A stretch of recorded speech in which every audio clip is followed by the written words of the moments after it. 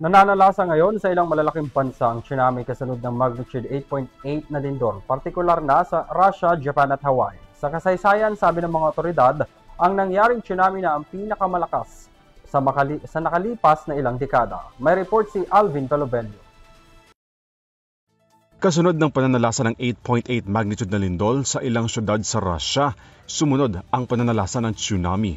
Aabot sa 3 hanggang 5 metro o katumbas ng 16 na talampakan ang taas ng tsunami sa Kamchatka Peninsula na nagdulot ng mga pagbaha sa mga pantalan at sa mga planta. Ayon sa mga Russian scientists, ito na raw ang pinakamalakas na lindol na tumama sa rehiyon mula noong 1952. Maraming gusali ang napinsala, maraming tao ang nasugatan sa lindol. Itinaas na rin ang state of calamity sa mga napinsalang lugar at tinamaan ng tsunami. Sa Hawaii, inatasan na mga nasa coastal area na lumikas sa mataas na lugar dahil sa paparating na tsunami.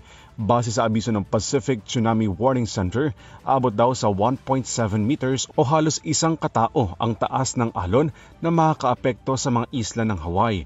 Kanselado na rin ang mga biyahe sa mga paliparan mula sa Maui. Ipinalilikas na rin ang libo-libong katao na nakatira malapit sa Pacific coast ng Japan dahil sa banta ng tsunami. Aabot naman sa 1.3 meters o 4.3 feet ang taas ng alon sa mga coastal areas ng Japan.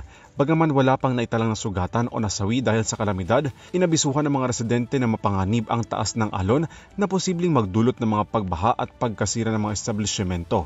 Apektado rin ng lindol na tumama sa Russia ang bahagi ng Aleutian Island sa Alaska. May tsunami warning na rin sa ilang coastal areas ng Alaska at inabisuhan ng mga residente na lumikas sa mga matataas na lugar.